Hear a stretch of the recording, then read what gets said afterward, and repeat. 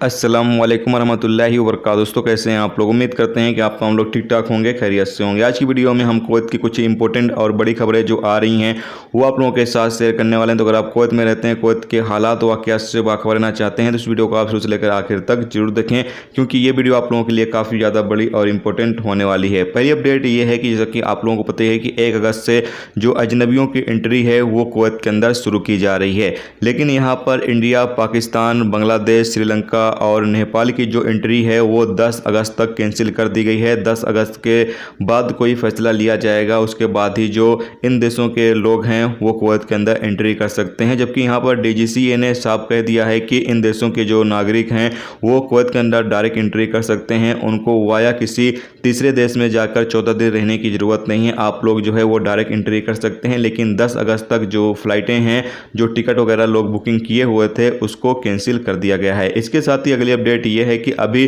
Kuwait आने के लिए जो टिकट प्राइस है वो काफ़ी ज़्यादा महंगी है। बताया जा रहा है कि 300 से 500 केडी तक जो टिकट प्राइस है वो जा रहा है, क्योंकि अभी लोग जो है वो कुवैत ज़्यादा से ज़्यादा लोग आना चाहते हैं और इसीलिए फ़्लाइट की जो टिकट प्राइस है वो भी काफ़ी ज़्यादा महंगी कर दी गई है। इसके साथ ही बताया गया है कि अभी डेली की बुनियाद पर कुवैत इंटरनेशनल एयरपोर्ट पर 5000 मुसाफिर ही आ सकते हैं। 5000 से ज़्यादा लोग जो है वो कुवैत इंटरनेशनल एयरपोर्ट पर नहीं आ सकते हैं। अभी जो कैबिनेट का फैसला है वो सिर्फ 5000 का ही है और आगे हो सकता है इस जो कैपेसिटी है इसको और बढ़ा दी जाए तो बात अलग है, लेकिन अभी सिर्फ 5000 ही मुसाफिर डेली की बुनियाद पर कुवैत इंटरनेशनल एयरपोर्ट पर आ सकते हैं, यानी कुवैत के अंदर एंट्री कर सकते हैं। इसके साथ ही अगली जो अपडेट है वो इंडियन लोगों के लिए है।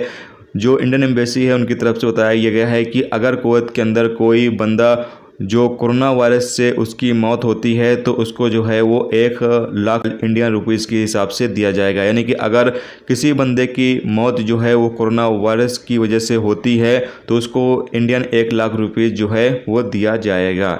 इसके अलावा अगली अपडेट ये है कि कुवैत में 2,80,000 अरब और एशियाई देशों के जो नागरिक हैं वो एंट्री करना चाहते हैं, जिनका रेसिडेंस वैलिड है, यानी कि उनका इकामा वैलिड है। जबकि 2,50,000 लोगों का जो रेसिडेंस परमिट है वो ख़त्म भी हो चुका है। वो तमाम लोग रिन्यूअल करवाने के बाद ही कुवैत के अंदर एंट्री कर सकते हैं। तो ये दोस्तों आज की कुवैत की कुछ बड़ी और इम्पोर्टेंट खबरें। इसके साथ ही